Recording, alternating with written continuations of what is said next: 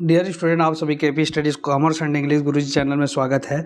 पिछले वीडियो में हमने जो है क्वेश्चन नंबर 41 को बनाया था। आज हम बनाने वाले हैं क्वेश्चन नंबर 42 को। चलिए वीडियो को स्टार्ट करते हैं और समझते हैं कि क्वेश्चन नंबर 42 कैसे बनेगा। ये वाला जो वीडियो है हमारा जो वार्षिकी द्वारा भुगतान, ये जो वीडियो है 39 और 40 नंबर का प्रश्न पहले वाले वीडियो में लगभग ये देख लीजिएगा 20, 21, 22 वाला पार्ट समय होगा, तो उसमें जा कर के आप देख सकते हैं। बीच में जो है इन सारे वीडियो को ना बनाने का निर्णय लिया गया था, लेकिन आप लोगों के कमेंट के कारण जो है इस वीडियो को और बनाया जा रहा है। तो यहाँ पर देखिए वीडियो में आज हम चर्चा करने वाले हैं 42 नंबर के प्रश्न की ओर। 42 नंबर का जो प्रश्न है इसमें 1/4/2012 को अ, ब और स साझेदार हैं जो लाभ हानि को 3:2:1 के अनुपात में विभाजित करते हैं।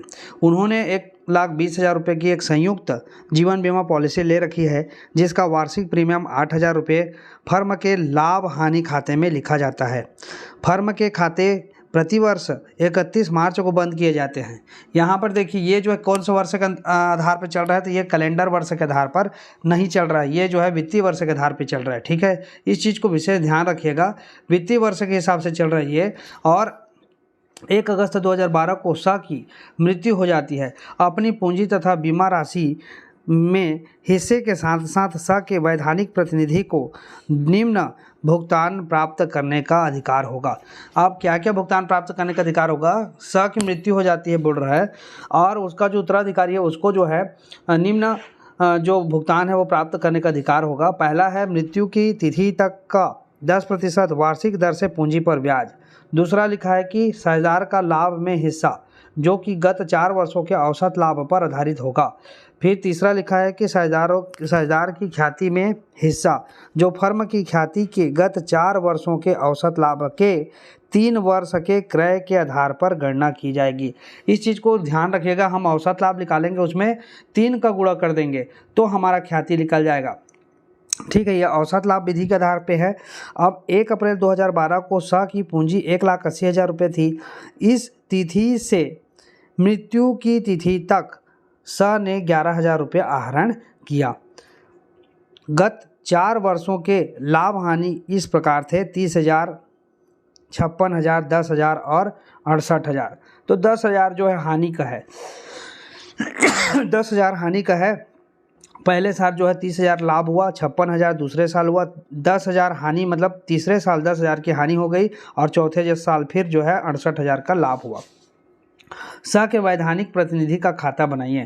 तो यहाँ पर स के वैधानिक प्रतिनिधि का खाता बनाने से पहले हमको स का पूंजी खाता बनाना पड़ेगा, क्योंकि जितने भी राशि है जिसको पेमेंट करना है तो सबसे पहले हम स का पूंजी खाता बनाएंगे। उसको किन किन चीज़ों में कितना कितना राशि पेमेंट करना है इसके बारे में जानकारी हम उसके पूंजी खाता से पता चलेगा।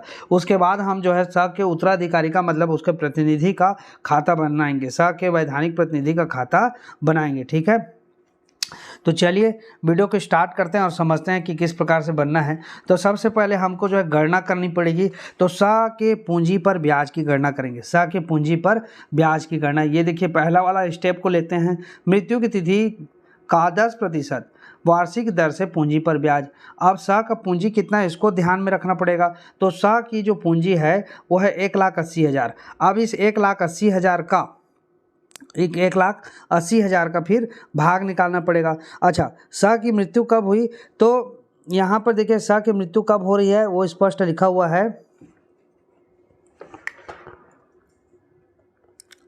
यहाँ पे ये वाला लिखा है कि 1 अगस्त 2012 को स की मृत्यु हो जाती है। स की मृत्यु 1 अगस्त 2012 को, इस पॉइंट को आपको नोट करके रखना है, 1 अगस्त 2012 को होती है। हमारा जो खाता है वो क्लोज होता है मार्च को, फिर शुरू होता है अप्रैल से, अप्रैल, मई, जून, जुलाई, अगस्त। ठीक है, अप्रैल, मई, जून, जुलाई, अगस्त। लेकिन अगस्त में मृत्यु हो जाती है तो अप्रैल के बाद, मार्च के बाद क्या आता है अप्रैल। जैसे हर वर्ष जो खाता तैयार होता है वो किस प्रकार से होता है, तो यहाँ पर हमको जानना है कि 1 अप्रैल से 31 मार्च तक। ठीक है, अब इस बीच में जो है इस सत्र के दौरान मृत्यु हो गई तो कब हुई? तो अगस्त को, 1 अगस्त को हुई, मतलब माह के प्रथम दिन हो रहा है। तो अगर हम देखेंगे तो माह अप्रैल के से अप्रैल, मई, जून, जुलाई, फिर अगस्त। अगस्त तक फर्स्ट है, मतलब अगस्त को काउंट नहीं करेंगे। कितना माह हो गया? 4 माह। तो इस 4 माह का हमको क्या निकालना पड़ेगा? पूंजी पर ब्याज की गणना करनी पड़ेगी। ठीक है, 4 माह का पूंजी पर ब्याज की गणना करनी पड़ेगी। ठीक है, क्यों? क्योंकि अप्रैल, मई, जून, जुलाई और अगस्त, अगस्त तक 1 तारीख के है, इसलिए अगस्त को काउंट ना करके हम अप्रैल से जुलाई तक का काउंट करेंगे। इसलिए 4 माह हो रहा है, तो 4 माह का कैलकुलेशन करना पड़ेगा उसके पूंजी में। तो ये देखिए, गणना सी के पूंजी पर ब्याज, तो 1,80,000 गुणित 10/100। 10/100 क्यों? क्योंकि 10% प्रश्न में लिखा है 10% पूंजी पर ब्याज, वार्षिक ब्याज की दर 10% है, 10% लिख दिए। चूँकि ये 4 माह का है, कितने माह का? 4 माह का। तो सी को पूंजी पर जो ब्याज मिलेगा वो 4 माह का मिलेगा। क्यों? क्योंकि उसका मृत्यु जो है 1 अगस्त को हो गया है, 1 अगस्त को मृत्यु हो गई है, 1 अगस्त को मृत्यु किसका? सी का। तो इसलिए जो है आपका जब अप्रैल से काउंट करेंगे तो अप्रैल, मई, जून, जुलाई, फिर अगस्त है तो जुलाई तक 4 महीना हो गया। तो 4 महीने का देखिए 4/12 कर दिए, तो हमारा आगे कितना? 6,000। अब यहाँ पे आप कटा दीजिएगा। ठीक है, ये देख सकते हैं हमने कटा दिए तो कितना आ गया?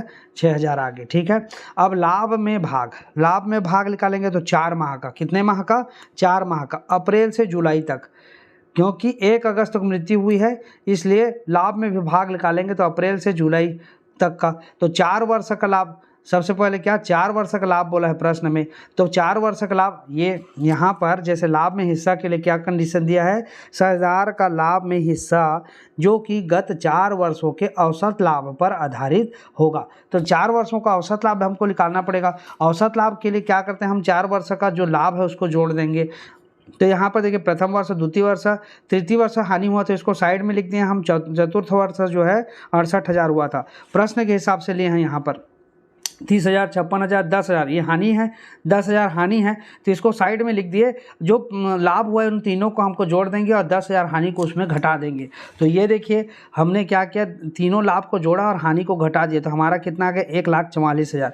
अब इस औसत लाभ में ये सॉरी औसत लाभ नहीं है, ये केवल 4 वर्ष का लाभ, 4 वर्ष का लाभ मतलब 3 वर्ष का लाभ और 1 वर्ष का जो हानि है उसको माइनस करने के बाद जो आया वो राशि है।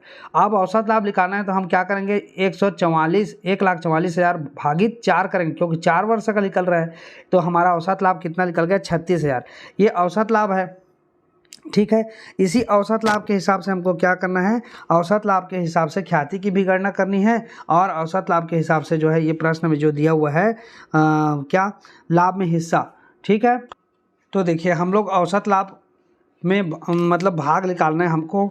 लाभ में भाग तो लिखा है कि साझेदार का लाभ में भाग, ये यहाँ पे देखिए साझेदार का लाभ में हिस्सा जो कि गत 4 वर्षों के औसत लाभ पर आधारित। तो हमने जो औसत लाभ निकाला 36,000 का 4/12, 4/12 इसलिए क्यों? क्योंकि जो साझेदार था जिसकी मृत्यु हो गई स की, वो 4 महीने का था, मतलब 4 महीने जीवित था, तो 4 महीने का निकालेंगे तो 36,000 में 4/12 कर देंगे तो ये 12,000 आ गया। चूँकि ये 12,000 जो है सभी साझेदारों का है, ए, अ का, ब का और स तीनों का इसमें हिस्सा है, क्योंकि 36,000 पूरे अ, ब और स का यहाँ पे दिखा रहा है। तो जब हम 4/12 मतलब 4 महीने का भी निकालेंगे तो भी हम अ, ब और स का हिस्सा को ही निकाल रहे हैं, यहाँ पे तीनों का हिस्सा है।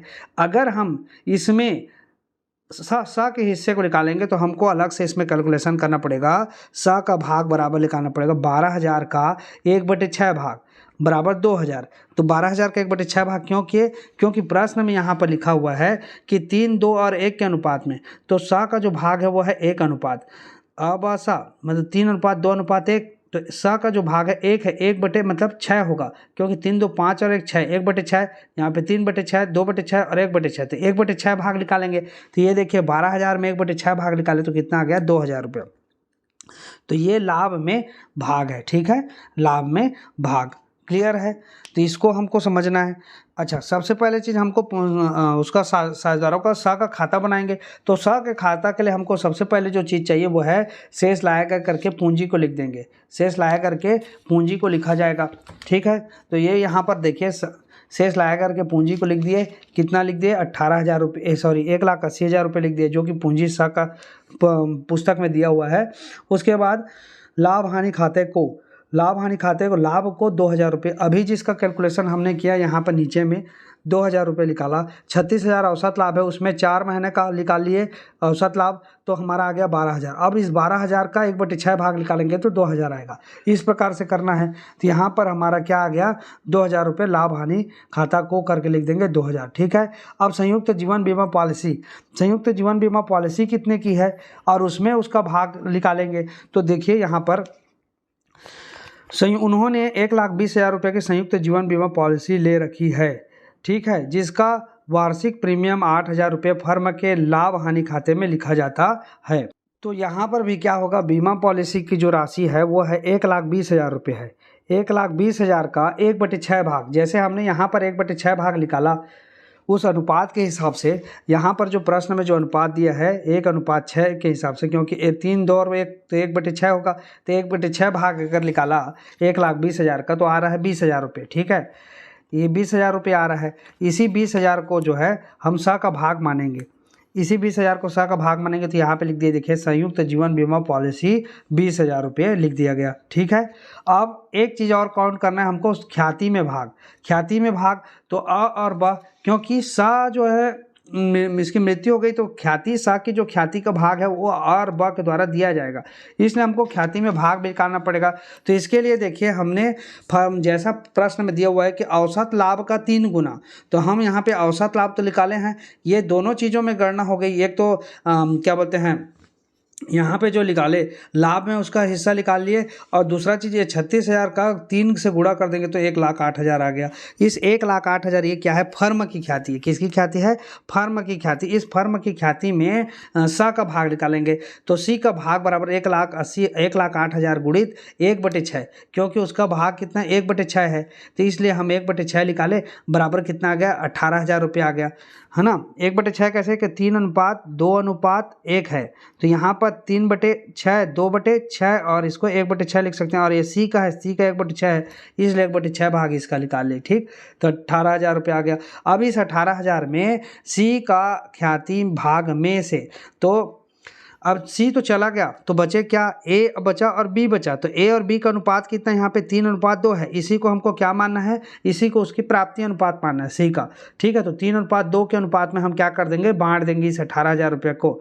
ठीक है, ये चीज़ को मैंने और बहुत सारे वीडियो में बताया है कि जब प्रश्न में केवल पुराना अनुपात दिया है, मतलब जैसे ए बी सी तीनों का अनुपात दिया है और नया अनुपात भविष्य में ए बी इस अनुपात में बांटेंगे करके प्रश्न में अगर नहीं दिया है, तो ऐसी कंडीशन में क्या करते हैं, जो पुराना अनुपात होता है, जो पुराना अनुपात, उसी अनुपात को त्याग अनुपात या प्राप्ति अनुपात मान करके ख्याति की राशि की गणना कर दी जाती है। ये उतनी ही राशि आएगी जितना आप प्राप्ति अनुपात निकालेंगे। तो यहाँ पर 3:2 ही क्या हो जाएगा, इसका प्राप्ति अनुपात हो जाएगा। तो यहाँ पर देखिए सी का ख्याति में भाग जो है कितना 18,000 निकल गया। अब इसको जो है 3:2 में बांटेंगे ए और बी के द्वारा, तो ए प्राप्त करेगा 3 भाग, बी प्राप्त करेगा 2 भाग, तो ए का भाग की ख्याति, तो यहाँ पर 18,000 गुणित 3/5, तो यहाँ पे कितना आ गया 36 गुणित 3, तो 10,800, और बी का कितना आ गया 7,200 रुपये। 18,000 गुणित 2/5 तो कितना आ गया 7,200, मतलब 10,800 रुपया ए देगा और बी देगा 7,200। तो इसी को हमने लिख दिया, एक का पूंजी खाता को 10,800 रुपया, ये 10,000 है, 10,800, और बी का पूंजी खाता को 7,200 रुपया। इस प्रकार से जो है ये सारे चीज़ों को हमने क्रम बाई क्रम एक एक चीज़ों को लिख दिया। यहाँ पे देखिए पहला काम क्या किया, हमने पूंजी को लिखा, दूसरा में लिखा पूंजी पर ब्याज को, तीसरा में लिखा लाभ हानि खाते का जो लाभ था उसको, चौथा में लिखा संयुक्त जीवन बीमा पॉलिसी का जो उसका भाग था, और पांचवा में लिखा ख्याति की राशि को। ठीक, इस प्रकार से आपको जो है एक एक चीज़ों को याद करके इन चीज़ों को बना लेना है। ठीक, एकदम सरल है, विशेष कोई इसमें त्रुटि होने वाली ऐसी कोई चीज़ नहीं है, सावधानी वाली भी ऐसी कोई चीज़ नहीं है। इन चीज़ों का आपको ध्यान रखना है, जैसा प्रश्न में वैसा निर्देश के हिसाब से हमको बनाना है। अब हम आगे बढ़ते हैं और समझते हैं इसमें क्या लिखा है कि इस तिथि से मृत्यु की तिथि तक 11,000 रुपये आहरण किया गया था। तो हम इस राशि को ये सी का सा का जो पूंजी खाता है उसमें दर्शाएंगे, क्योंकि आहरण किया गया राशि है, तो आहरण खाता से करके कितना दर्शा दिए 11,000 रुपये दर्शा दिए। ठीक है, अब हम क्या करेंगे, इस सब को जोड़ेंगे तो हमारा आ गया 2,26,000। अब उसमें 11,000 को माइनस कर दीजिए तो कितना आ जाएगा 2,15,000। इसको हम क्या लिख देंगे, सी के उत्तराधिकारी खाता सी के उत्तराधिकारी खाता से मतलब इस राशि के भुगतान के संबंध में कोई निर्देश तो मिला नहीं है। प्रश्न में भुगतान के संबंध में कोई जानकारी नहीं दी गई है, इसलिए हम क्या करेंगे, या तो उत्तराधिकारी को नगद भुगतान है तो नगद भुगतान के बारे में लिखते हैं, और नहीं है तो उसके ऋण खाते में जो है डाल देते हैं, या उत्तराधिकारी खाते से करके इसमें कर देंगे और फिर इस उत्तराधिकारी खाते से ऋण खाते खोल करके उसमें राशि को डाल दिया जाता है। ठीक है, तो ये 2,15,000 हम लिख दिए सी के उत्तराधिकारी खाता से। अब हमको बोला गया है कि सा का उत्तराधिकारी का खाता बनाइए या प्रतिनिधि खाता बनाइए। सा का वैधानिक प्रतिनिधि का खाता, तो यहाँ पर लिख सकते हैं वैधानिक प्रतिनिधि खाता भी लिख सकते हैं ना, वैधानिक प्रतिनिधि का खाता भी लिख सकते हैं। तो यहाँ पर देखिए इसमें केवल एक चीज़ को लिखना है कि सी के पूंजी खाता को करके 2,15,000, ये वाली राशि को 2,15,000 जो हमने किया था ना, यहाँ पर 2,15,000 इसी राशि को हम यहाँ पे लिख दिए थे सी के पूंजी खाता को, और यहाँ पे लिख देंगे सी के उत्तराधिकारी या प्रतिनिधि ऋण खाता को करके लिख देंगे 2,15,000 रुपये। ठीक है, अब यहाँ पर देखिए एक चीज़ नोट करके लिखा हुआ है, प्रश्न में भुगतान के संबंध में कोई जानकारी नहीं दी गई है, इसलिए सी के उत्तराधिकारी को या उसके प्रतिनिधि को या तो नगद भुगतान किया जाएगा या राशि उसके ऋण खाते में हस्तांतरित की जा सकती है, इसलिए हमने ऋण खाते में उसके हस्तांतरित कर दिया। ठीक है, तो इस प्रकार से ये वाला क्वेश्चन बनेगा, क्वेश्चन नंबर 42। एक एक करके क्वेश्चन को समझते जाएंगे, एक एक वीडियो में एक एक क्वेश्चन को समझते हैं, क्योंकि क्वेश्चन बड़ा है इसलिए समझाने में भी थोड़ा समय लगता है, इसलिए एक वीडियो एक क्वेश्चन के लिए भी देना पड़ रहा है। आशा करता हूँ कि ये जानकारी आपको अच्छी लगी होगी, समझ में आया होगा, और समझ में आता है तो लाइक अवश्य किया कीजिए, कमेंट किया कीजिए कि सर समझ में आता है, तो उससे क्या होता है मुझे भी मोटिवेशन मिलता है कि आप लोग मेरे बनाए हुए मेरे समझाए हुए चीज़ों को समझ रहे हैं, तो और भी आगे वीडियो बनाने का थोड़ा जो उत्सुकता है बढ़ता है, और आप लोगों के लिए मैं वीडियो लगातार लेकर के आता हूँ। तो आज के लिए बस इतना ही, वीडियो को देखने के लिए आप सभी का धन्यवाद।